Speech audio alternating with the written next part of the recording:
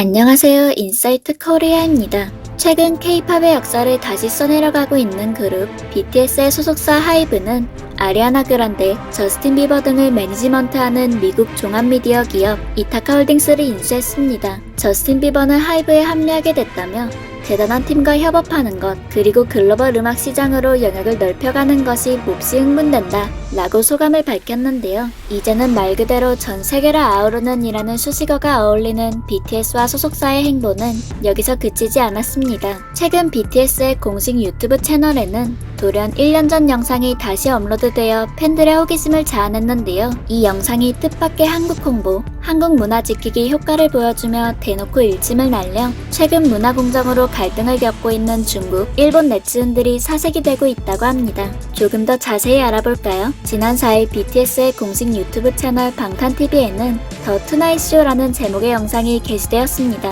해당 영상에는 홈이라는 곡의 뮤직비디오 촬영 현장과 미국 MBC 프로그램 더 투나잇 쇼 스타링 지미 펠런에 출연한 방탄소년단 멤버들의 모습이 담겨 있었죠. 더 투나잇 쇼에 출연하게 된 방탄소년단은 대표곡 아이돌 무대를 준비했는데요. 무대 배경은 다름 아닌 한국의 경복궁 금전전과 경회로였습니다. 멤버들은 어릴 때 놀러왔던 곳에서 무대를 하다니 너무 뜻깊다. 드디어 경복궁에서 무대를 해보네요. 멋있다. 경회로와 금장전에서 뭔가를 찍는 모습은 최초라고 합니다. 등의 반응을 보이며 설렘을 감추지 못했죠. 또 무대를 완벽히 마친 멤버들은 사실 우리나라 문화재들이 정말 예쁘잖아요. 경복궁이 짱이죠. 등의 멘트를 놓치지 않았습니다. 미국 방송을 통해 방영된 이 무대가 전 세계로 송출될 것을 고려한 방탄소년단의 똑똑한 무대 구성으로 보입니다. 이렇게 난데없이 1년 전 영상이 다시 올라온 데에는 이유가 있었습니다. 바로 기존 영어 자막만 제공되던 영상에 스페인어, 일본어, 중국어가 포함된 총 5개 국어 자막을 제공하기 위함이었는데요.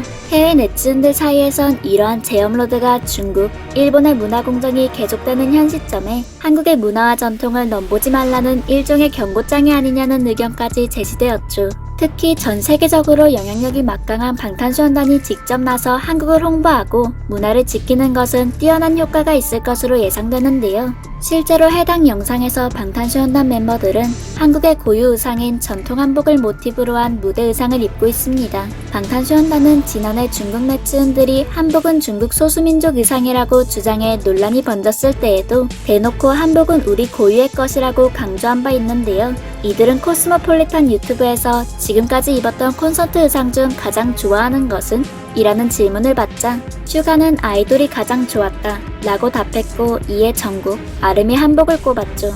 이어 슈가는 한복은 대한민국의 고유 옷이라고 했고, RM은 편하다, 정국은 코리안 컬처라고 강조했습니다. 해당 영상에 중국 네티즌들은 언짢아진 심기를 드러내며 BTS 빌보드 1위 축하 메시지 남기지 마라, 중국의 경고를 무시했다 라고 반응했죠. 특히 방탄소년단은 유난히 큰 무대나 시상식 방송에서 한국 고유의 문화를 무대에 잘 활용합니다. 2018년 MMA에서 이들은 탈춤과 부채춤, 사자춤과 사물놀이까지 아이돌 무대에 적절히 녹여내었죠. 이를 본 해외 네티즌들은 한국인들은 정말 자랑스러울 거야. 이런 동양적인 분위기 너무 좋다. 해외 팬들은 BTS 덕분에 한국 전통을 배운다. 이 공연은 한국을 너무 자랑스럽게 만들고 심지어 난 한국인도 아니야. 등의 뜨거운 반응과 함께 한국 전통 문화에 대한 관심을 쏟아냈죠. 방탄소년단이 억지 주장을 펼치는 중국 네티즌들을 향해 날린 일침 사례는 또 있습니다. 한미 관계에 공헌한 인물에 주어지는 벤플리트상 온라인 시상식에서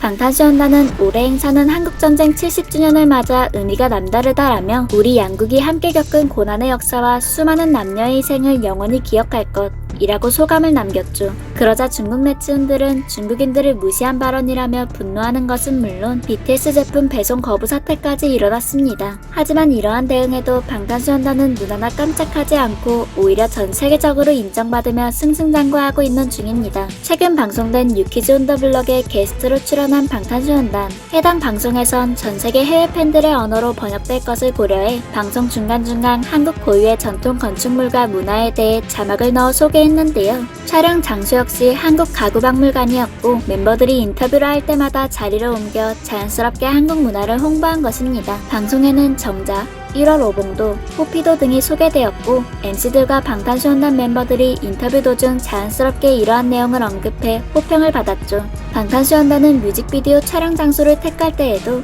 대한민국 곳곳에 숨겨진 명소들을 찾았습니다. 소속사 측에선 원칙적으로 촬영 장소를 공개하지 않았지만 전 세계에 분포한 방탄소년단 팬덤의 힘은 놀라웠죠. 작은 단서 하나도 놓치지 않은 이들은 방탄소년단이 촬영차 방문한 한국의 스파트를 찾아내어 이른바 방탄 투어를 만들어냈는데요. 경기도 양주의 간이역 1영역, 전북 부안 새만금 간척지, 강원도 강릉 주문진 해수욕장 등의 스팟들이 대표적인 예입니다. 덕분에 이미 알려진 한국의 스팟이나 서울 및 수도권 지역이 아닌 아름다운 장소들이 전 세계에 알려지며 의도치 않은 한국 홍보가 된 셈입니다.